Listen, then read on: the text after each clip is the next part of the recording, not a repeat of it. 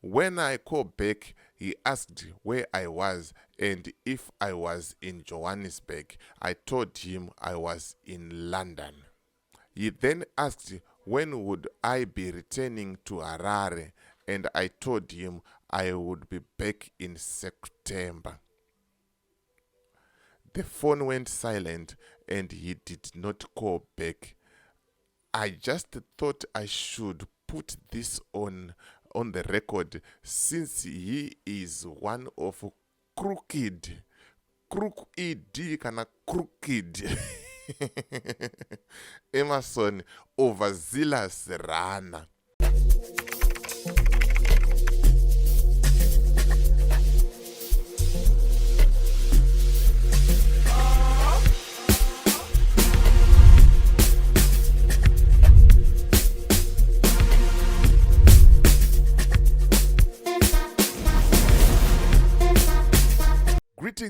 Greetings, and more greetings to you good people. My name is DJ Holly and welcome to 0.5 Creative Studios. Chitubu che content, chitubu chisinga up, chitubu chinonwa nemunhu wese, chitubu chakavhenekwa, chikaongororwa nana mazvikokota kunzi aiwaka. Chitubu ichi chine content iri healthy, content yakachena, content iri clean, yakakodzera kunge chikonsumwa nemunhu akaita kunge iwewe. Ndosaka kuti panapa muzuva ranhasi. So if it's your first time here, dzvanya subscribe button and the notification bell so that you don't miss out on any exciting content uploaded. Kana unga wagara uri mugaro wepanapa, todango kutenda nekuita sei nekurumidza kubhadhara rent. Hanzi Zanu PF Yoshandisa Passion Java kutsvaga kuti Hopewell chimwono ari kupi. I think nenyaya dzake dzaari kuposta paTwitter mazuva ano paX ndo dzaari kuda kubatirwa mukomano. Vaona kuti ari untouchable, asi kubatika zvekudaro vakati toita sei washandisa chimbwa sungata chavo Passion Java. Pakashata sezvamunoziva kuti tinofamba nedingindira rinoti umbowo. Ndoda kuti ndikuratidzei umbowo hwacho hwenyaya hwekuita sei iri kuitika. Maita sei mozvionera mega pachena pasina kana chitsotsi. Hameno kuti zviriko here zviri kuitika izvi, bo here zvakadai so zvinhu izvi, but ma1 chaiwo handitika. Saka tisingatambise nguva, rega tijambire munyaya yedu, but ndisandapinda munyaya yedu ndingotaura kuti kana une business raunaro rauda kushambadzirwa, ndibate, namba dzangu ndo dziri pascreen. Kana une nyaya yaunayo yauda kuti ndifambire, ndibate futi pasame number idzodzo handitika. Toita sei tofambira nyaya dzacho handitika. Tikutaura kuti munhu ngaarongeke mukati meupenyu, vhura bank account handitika. Bata Michael panhamba idzo dziri pascreen idzo, womutaura kuti tabva kuna DJ Holly, anokuvhurira an FNB bank account, akuvhurira an FNB bank account, panongodiwa passport iri valued, nyange zvako usina work permit, zvinhu zvako zvakaita sei zvezvakatoringana handitika. Saka bata nhamba idzo dziri pascreen idzo, woita sei woitirwa mudikinyira wacho nemukomana handitika. Saka regai tinzwe kuti nyaya yaHopewell chimwono iri kufamba sei, yakamira sei. Pakashata baba, pakashata. Right, ndo tweet yaiswa naHopewell chimwono iyo nhasi makuseni, achitaura iye kuti hanzi Passion Java andifonera achida kuziva kuti ndiri kupi. Saka ndiri kutyira upenyu hwangu, security team yangu yamva yandonditega ndizvise pajekerere kuti vanhu vaite sei, vanhu vazvione. Saka rega ndikuverengerei the tweet, muite sei mungonzwisisa muona kuti zvakamira sei. Hanzi, I kept my Zimbabwean WhatsApp active when I moved to Europe last month. Today I received a missed call from Passion Java and a text indicating that it was him. When I called back, he asked where I was and if I was in Johannesburg. I told him I was in London.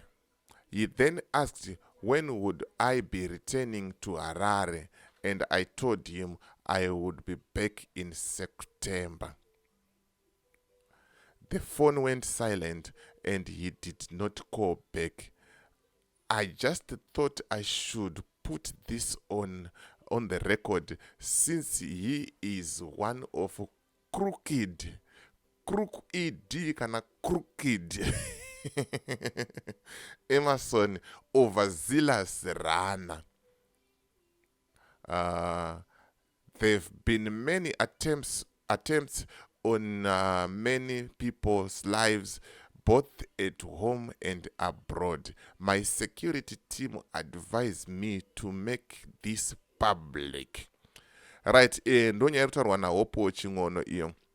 Hanzi ndakachengeta nhamba dzangu dzeWhatsApp dzemuZimbabwe pandakaenda kuEurope mwedzi wapera. Ndaenda kuEurope mwedzi wapera, nhasi ndazoona missed call kubva kuna Passion Java netext ichitaura kuti ndini Passion Java. Pandamufonera ambva ataura kuti uri kupi, uri kuJoburg here? Zvikanzi aiwa ini ndakati ndiri kuLondon. Zvikanzi uchadzoka rini kuHarare? Uchadzoka rini kuHarare? Zvikanzi ndichadzoka muna September.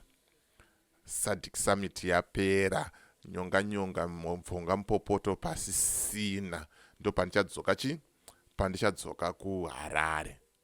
Ndo mashoko ari kutaurwa nani naHopewell achitaura naPassion Java. Zvikanzi foni yamva yadambuka. Foni yadambuka kudaro, haana kuita sei? Haana kuzofona back. Saka ndazongofunga kuti zvakanaka kuti ndizvise parekodhi, since ari mumwe anotumwa, anoshandiswa, anomhanyira crooked Emerson overzealous runner.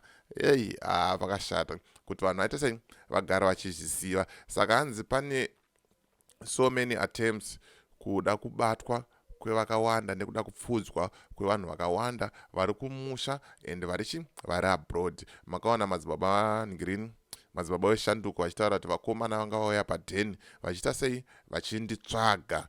But ndakatozoita sendakatozotiza vari kuda kubata vanhu vese vari influential, vari kuendesa shoko, vari kufambisa shoko kuti musangano watadza apa neapa neapa.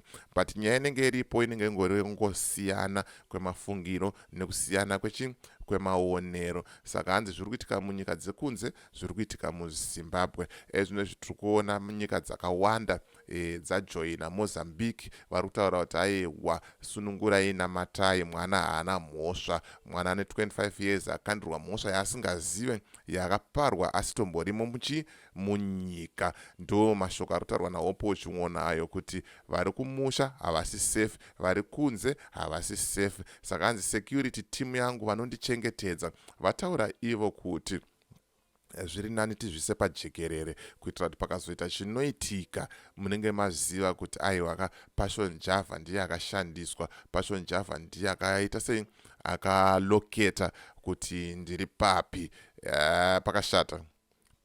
Ndakambozvitaura kuti 2024 igore redhomo. Muri kuona mwoyo ari kubuda musaga uyo, ari kutsvaga Hopewell chimwono, ari kushandiswa neruling party uyo.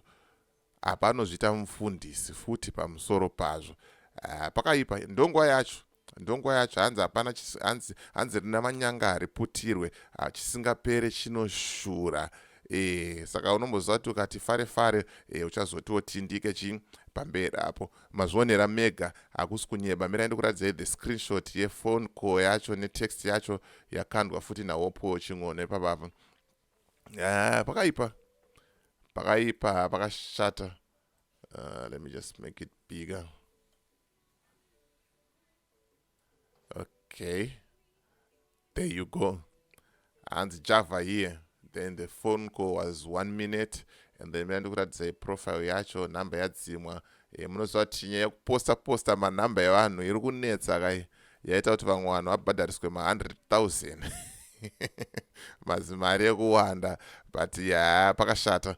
Ndo nhamba yemukomana iyo neuyu yacho neprofile picture ndimukomana Java. Angaita sei? Achibata mukoma Hopewell, Daddy Hope. Pakaipa.